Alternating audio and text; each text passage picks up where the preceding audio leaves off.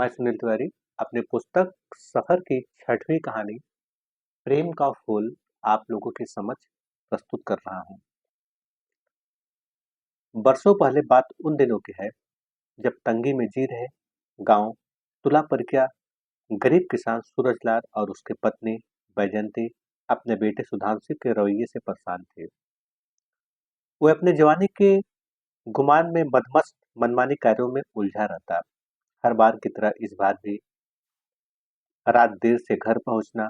ये देख पुनः बैजंती क्रोध में डांटते हुए, बैजंती, मैं नहीं समझ पा रही हूँ, आखिर तुम अपनी जिम्मेदारी कब समझोगे? सुधांशु, माँ कितनी बार बता चुका हूँ, अभी हमारी पढ़ाई चल रहा है, इसलिए मेरे पास किसी भी जिम्मेदारी के लिए वक्त नहीं है। उसी दौरान क्रोध में सूरजलाल, क्या यही है तेरी पढ़ाई? देर रात तक घर से बाहर घूमना, शराब पीना, अय्याशी करना? सुधांशु, मैं यहाँ बकवास सुनने नहीं आया हूँ। अगर मेरा रहना ठीक न लगे तो बता दीजिए, मैं घर छोड़कर चला जाऊंगा। सूरजलाल, सुधांशु, यदि यही रवैया रहा तो एक दिन जमी भी छोटी पड़ जाएगी। तभी मायूस बजंती प्रेम भरी दृष्टि से अपने बेटे की तरफ देख, बजंती, बेटा, अपने बाबूजी की बातों को क्यों नहीं समझ रहा है? अब भी वक्त है, लौट आइए, वरना एक कदम तेरे भार को नहीं ढो पाएंगे। सुधांशु, मुझे समझाने की कोई जरूरत नहीं है। पहले खुद से पूछिए कि मेरे प्रति क्रोध को इतना मत भड़काओ, कहीं सुधांशु ही न जल जाए। वो क्षण के कदमों को नहीं रोक पाता। वो सीधे उस रात अपने मित्र राकेश के पास पहुंचता है। राकेश, अरे सुधांशु, इतनी रात को तू कहाँ जा रहा है? सुधांशु, तेरे ही पास आ रहा था। मैं एकदम परेशान हो गया हूँ। रोज रोज माँ बाबूजी बस एक ही बात लेकर बैठ जाते हैं। तू भी देख लेना, एक दिन इनका क्रोध मुझे खा लेगा। राकेश, अरे गुस्सा नहीं करने का, चल पहले पैक लगाते हैं, सब कुछ बेहतर हो जाएगा। साथ साथ शराब के नशे में बेसुध हो राकेश, उनकी बातों का थोड़ा सा भी बुरा मत मानना। जब तक ये अपने हमदर्द है तब तक परवाह करने की कोई जरूरत नहीं है। सुधांशु, हाँ यार, तू ठीक ही कहता है। बुढ़ापा अपना असर दिखा रहा है, इसलिए क्रोध की मार उनके दिमाग पर पड़ चुकी है। राकेश, यार, अब चल घर चला जाए। देखना किसी के चिल्लाने का अब हम पर कोई असर नहीं होगा। सुधांशु, हाँ मित्र, तेरा कहना ठीक है। अब किसी की आवाज कानों तक नहीं पहुंचेगी। लड़खड़ाते हुए धीरे धीरे सुधांशु अपने घर पहुंचता है। तभी अपने गाय की तरफ देख सुधांशु, अरे गौ माता, अब मैं यहीं सोने जा रहा हूँ, ध्यान रहे मुंह फाड़ कर चिल्लाना मत। वही जमी पर औंधे मुंह सो जाता है। अगली सुबह होते ही भोजन कर कॉलेज के लिए ज्यों ही निकलता है, उसी दौरान बैजंती, बेटा, इतना ध्यान देना, तो अपने कर्तव्य से जितना दूर भागेगा उतना ही तेजी से संकट तेरे पास आएगा। अपनी माँ की बातों को नजरअंदाज कर वहां से चला जाता है। थोड़ी ही देर में अपने कॉलेज पहुंच जाता है। तभी राधिका को देखते ही सुधांशु, अरे पार्टी लीडर, आज का क्या प्रोग्राम है? राधिका, पहले अफसाना और राकेश को आ जाने दीजिए। सुधांशु, लीजिए, आपने याद किया, बंदा हाजिर हो गया।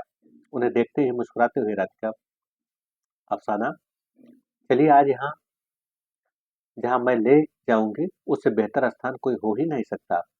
अफसाना, अरे जरा हमें भी तो बताओ, ऐसा कौन सा स्थान है? राधिका, चलिए अभी पता चल जाएगा। सब के सब बाइक पर सवार हो सीधे मदिरालय पहुंचते हैं। सारे दोस्त बार में पहुंच शराब के नशे में मदमस्त हो नाचने गाने में लीन हो जाते हैं। तभी लड़खड़ाते हुए अपने आप को संभालते हुए सुधांशु, राधिका, लगता है मुझे प्रेम हो गया। राधिका, ये तुम्हारा नशा बोल रहा है। सुधांशु, अरे सच्ची में मुझे तुमसे प्रेम हो गया। तभी जोर से हंसते हुए राधिका, सुनो भाई लोगों, इस बेवकूफ को मुझसे प्रेम हो गया है। अब तुम लोग इसका फैसला करो, क्या ये सच्ची बोल रहा है? तभी समूह से सारे दोस्त, हाँ सच्ची बोल रहा है, शराब के नशे में कोई झूठ नहीं बोल पाता।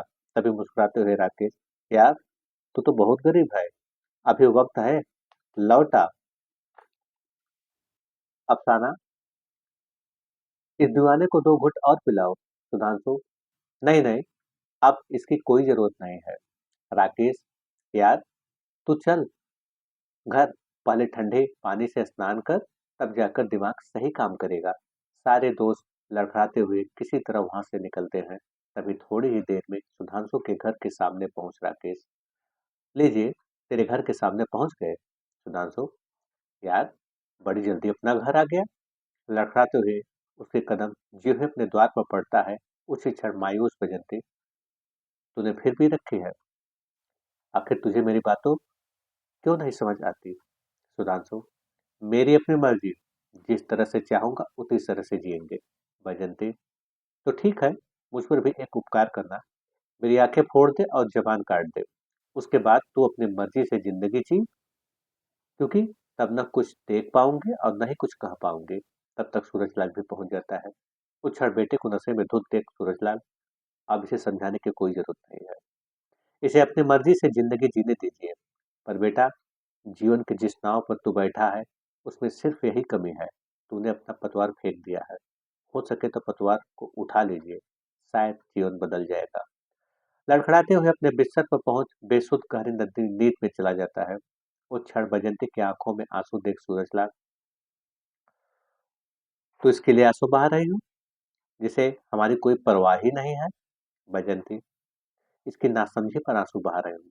आखिर कब इसे अपनी गलतियों का एहसास होगा? सूरजलाल, अब इसकी गलतियां ही इसकी आंख खोलेगी। वैजयंती, मुझे इसी बात का डर है कि इसकी आंख शम की गलतियों को क्यों नहीं देख पाती। सूरजलाल, अब इस विषय पर सोचना बंद करो, चलिए मुझे बड़ी तेज भूख लगी है। वैजयंती, आप हाथ पैर धो लीजिए, अभी भोजन लगाती हूँ। तत्पश्चात भोजन कर अपने बिस्तर पर चले जाते हैं। अगली सुबह शोध होते ही सुधांशु कॉलेज जाने के लिए तैयार होता है। तभी वैजयंती, बेटा, आज खाने पर तेरा इंतजार करूंगी। सुधांशु, माँ, मुझे देरी हो जाएगा। वैजयंती, कम से कम आज के दिन तो मेरी बात मान ले, क्योंकि आज ही तेरा जन्म हुआ है था। रही बात देर की, तो सारी रात भोजन पर मैं तेरा इंतजार करती रहूंगी। इतना सुनते ही सुधांशु कॉलेज के लिए निकल पड़ता है। थोड़ी ही देर में अपने दोस्तों के बीच में पहुंच सुधांशु, अरे यार, आने में थोड़ी देरी हो गई। राकेश, ये सब छोड़ो, पहले बताओ आज का क्या प्लान है? सुधांशु, आज कोई प्लान नहीं है, समय पर घर पहुंचना जरूरी है। इतना सुनते ही राधिका, ऐसी क्या खास बात है? कहीं घर पर कोई प्रोग्राम तो नहीं? सुधांशु, आज ही के दिन मेरा जन्म हुआ था, इसलिए माँ बिना मेरे साथ खाना नहीं खाएगी। अफसाना, तो ठीक है, आज की पार्टी तुम्हारे घर पर होगी। सुधांशु, पर कुछ विशेष नहीं होगा। राधिका, अरे इसी बहाने सासू माँ से मुलाकात भी तो हो जाएगी। राकेश, ये प्लान तो सबसे बेस्ट है। अफसाना, तो फिर देर किस बात की, चलिए चला जाए। सब के सब बाइक पर सवार हो सीधे सुधांशु के घर पहुंचते हैं। वो क्षण सबको एक साथ देख बजंती, क्या बात है, सारे दोस्त एक साथ? राकेश, हाँ माँ जी, बस आपका आशीर्वाद लेने चले आए। बजंती, चलिए, इसी बहाने माँ का ख्याल तो आया। तभी स्वयं को कोसते हुए राधिका, सुधांशु, शादी के बाद हम इस कबाड़ खाने में रहेंगे? बैजंती, बेटी, एक कबाड़ खाना ही हमारा जीवन है, क्योंकि इस घर में मेहनत, सच्चाई और ईमानदारी की ईंटें लगी है। राधिका, जो भी हो, शादी के बाद सुधांशु मेरे साथ रहेगा। बैजंती, जो जीवन की राह पर ठीक से चलना भी नहीं जानते हो, वो तैरने की बात करते हैं। राधिका, तो मैं आपको दिखाऊंगी कि कितनी बड़ी तैराक हूँ। बैजंती, बेटी, इतना ध्यान देना, कर्म की राह पर प्रेम का फूल खिलता है। जो इस राह पर नहीं चलता, तो यही प्रेम दुख के बादल बनकर उस पर बरसते हैं। राधिका, मुझे समझाने की कोई जरूरत नहीं है। तभी अफसाना समझाते हुए, अफसाना, ओहो, आप लोग न जाने कैसे बात लेकर बैठ गए। राकेश, अब बस भी करो राधिका, मुझे तुम्हारी बातों से पेट नहीं भरना है। वैसे भी जब ज्यादा देर तक इंतजार नहीं कर पाएंगे। माँ जी, बड़ी तेज भूख लगी है। वैजंती, बस तुरंत भोजन लगाती हूँ। माँ जी झटपट 4 थाली लगाती है। सब के सब भोजन करने के लिए बैठते हैं। तभी नाराज राधिका को देख सुधांशु, राधिका, क्या हुआ? ऐसे भोजन पर नाराज नहीं होते। राधिका, मुझे भूख नहीं लगी है। सुधांशु, फिर सोच लो, यदि तुम नहीं खाओगे तो कोई नहीं भोजन करेगा। उसकी जिद को देख अफसाना, अरे यार, मान भी जा, ऐसे जिद नहीं करते। राधिका, ये तुम कह रही हो इसलिए भोजन कर रहे हो, वरना यहाँ का पानी भी मुझे रास नहीं आएगा। सबके सब भोजन कर आवाज पर चलने को होते हैं। तभी सुधांशु की तरफ देख राकेश, यार, अब इजाजत दीजिए, कल कॉलेज पर मुलाकात होगी। सुधांशु, ठीक है यार, पर जाते वक्त गाड़ी धीरे चलाना। आखिरकार सबके सब बाइक पर सवार हो अपने आवास की तरफ चले जाते हैं। इधर मायूस सुधांशु अपने माँ की तरफ देख, सुधांशु, माँ जी, आप भी न जाने कैसी बात लेकर बैठ जाती हैं। बैजंती, बेटा, तूने अपने हाथों से लगाए हुए पौधों को पानी दे देकर बड़ा वृक्ष बना दिया हो, अब उसके फलों को बेकार कहकर ये कहे कि ये वृक्ष को काट कर फेंक दे दो, क्या तुम उसकी बात मान लेगा? सुधांशु, माँ, मैं उस वृक्ष को कभी भी नहीं काटूंगा, क्योंकि उसमें मेरी आत्मा बसी होगी। बैजंती, तो बेटा बस, यही मैंने भी किया, इस घर में मेरी खुशियां बसती है। तब तक सूरजलाल भी पहुंच जाते हैं। उस क्षण बैजंतु को देख सूरजलाल, अरे भाई, जरा हमें भी तो पता चले, माँ बेटे में कौन सी चर्चा चल रही है। बैजंती, बस जो समझो कि मेरे बेटे ने खुशियों की राह पर अपना पहला कदम रख दिया है। सूरजलाल, ये तो मेरे जीवन की सबसे बड़ी खुशी है। बैजंती, बस भी करो, भावनाओं की लहर में संभल कर तैरिए, वैसे भी रात बहुत हो चुकी है, चलिए भोजन लगाते हैं। सूरजलाल, आज तो 2 रोटी बढ़ा कर देना। बैजंती, चलिए, हमें खुशी है, भला आपको आपकी भूख तो बढ़ी। तत्पश्चात भोजन कर अपने बिस्तर पर चले जाते हैं। उसी रात बड़े चैन की नींद सोते हैं। अगली सुबह सुधांशु कॉलेज जाने के लिए तैयार होता है। तभी बैजंती रोकते हुए, बैजंती, बेटा, आज 2 दिन से रात में बुखार तेज आता है, चल किसी अच्छे डॉक्टर को दिखा दे। सुधांशु, माँ, पिताजी के साथ चली जाओ, आज कॉलेज में पार्टी है, हमारा वहाँ होना बहुत जरूरी है। बैजंती, पर तेरे पिताजी बुआई करने के लिए गए हैं, आज उन्हें वक्त नहीं मिलेगा। सुधांशु, माँ जी, 3 किलोमीटर की दूरी पर है, डॉक्टर सैयद का खान का अस्पताल है, वहीं चली जाओ। बैजंती, ठीक है बेटा, चली जाऊंगी। तत्पश्चात सुधांशु अपने कॉलेज की तरफ निकल पड़ता है। इधर अकेली मायूस बैजंती पैदल ही भरी धूप में चल पड़ती है, और 2 किलोमीटर चलने के बाद उसकी तबीयत अचानक बिगड़ने लगती है। वही पास वृक्ष के किनारे बैठ जाती है। तभी उधर से लौट रहे राधिका की निगाह पड़ते ही, राधिका, अरे सुधांशु, ये बुढ़िया केली कहाँ जा रही है? सुधांशु, कुछ तबीयत ठीक नहीं है, डॉक्टर खान को दिखाने जा रही है। इतना सुनते ही राकेश, सुधांशु, तुझे माँ के साथ होना चाहिए। सुधांशु, हाँ यार, तू ठीक ही कह रहा है, माँ को अकेले नहीं छोड़ना चाहिए। अफसाना, अरे तुम लोग कुछ ज्यादा ही परेशान हो रहे हो। राधिका, अभी बुढ़िया में बहुत दम है, देखो, जा तो रही है। वो क्षण कुछ ही दूर चलने के बाद अचानक बजंती को चक्कर आने लगता है। वो अपने आप को नहीं संभाल पाती, सर के बल गिर जाती है। ये देख राकेश, सुधांशु, देख, माँ जी गिर गई। राधिका, अरे छोड़ो, पार्टी का समय हो गया है, उसे भी बुढ़िया क्या करेगी बहुत जी कर। इतना सुनते ही सुधांशु, राधिका, तुझे नहीं पता, माँ, यही मेरी सारी खुशियाँ, इसमें ही मेरी सारी खुशियाँ मौजूद है। इतना कहते हुए भाग कर अपने माँ के पास पहुंचता है। सुधांशु, माँ, आंखें खोल, तुझे कुछ नहीं होगा। लहूलुहान माँ को अपने गोदी में ले सुधांशु भागते हुए डॉक्टर सैयद खान के अस्पताल पहुंचता है। डॉक्टर सैयद देखते ही सलाह देते हैं, डॉक्टर सैयद, देखिए, थोड़ी देर में होश आ जाएगा, पर सर में गंभीर चोट की वजह से दाएं तरफ का नस ब्लॉक हो चुका है, और जल्द ही इसका ऑपरेशन करना होगा। सुधांशु, डॉक्टर साहब, आप ऑपरेशन करिए। डॉक्टर सैयद, इस ऑपरेशन के लिए तकरीबन 10 से 15 लाख का खर्च होगा। तब तक खबर पा सूरजलाल अस्पताल पहुंच जाता है। सूरजलाल, डॉक्टर साहब, हम अपना घर सब कुछ बेच भी देंगे, तो आप पैसों की चिंता मत करिए। डॉक्टर सैयद, पहले आप रुपये की व्यवस्था करिए, उसके बाद ही ऑपरेशन शुरू होगा। सुधांशु, पिताजी, आप चिंता मत करिए, अभी कुछ न कुछ व्यवस्था करके आता हूँ। सूरजलाल, जा बेटा, देर मत कर। भागते हुए सुधांशु अपने दोस्तों के पास पहुंचता है और घबराते हुए कक्कड़बाड़ी में सुधांशु, राधिका, तुम्हारे पिताजी बहुत बड़े बिजनेसमैन हैं। एक तुम ही हो जो मेरी माँ को बचा सकते हो। मुझे 10 लाख रुपए कर्ज दिला दीजिए, जल्द ही हम इसकी भरपाई कर देंगे। राधिका, तेरा दिमाग तो ठीक है, मैं इस मामले में तेरी कोई मदद नहीं कर सकती। सुधांशु, अफसाना तुम ही समझाओ, अगर पैसों का प्रबंध नहीं हुआ तो मेरी माँ नहीं बच पाएगी। सबके सब मुंह मोड़ लेते हैं, तभी मुस्कुराते हुए राधिका, तुम्हें एक सलाह देना चाहूंगी।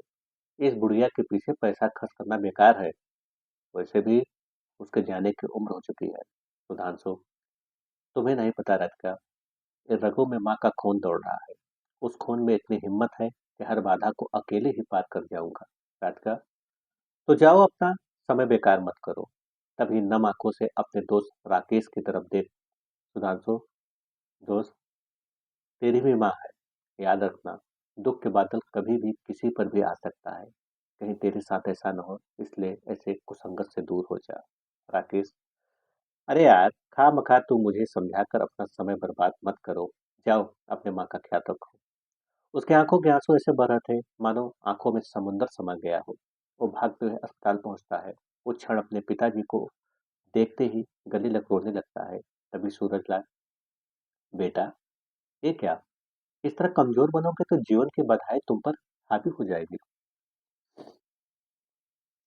सुख दुख का चक्र तो जीवन में चलता रहेगा, इसलिए अपना आंसू पोंछ और मजबूत बन। अगर तू हिम्मती नहीं बनेगा तो प्रत्येक बाधा तेरे आंखों में आंसू बनकर टपकती रहेगी। सुधांशु, पिताजी, माँ ठीक ही कहती थी, कर्म के राह पर ही प्रेम का फूल खिलता है। हम आंखों में पट्टी बांधकर जीवन जी रहे थे।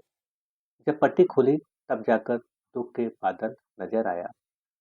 तभी उछे सर डॉक्टर सैयद खान। उन्हें देखते ही, डॉक्टर सैयद, क्या हुआ, अभी तक आप लोग निर्णय नहीं ले पाए?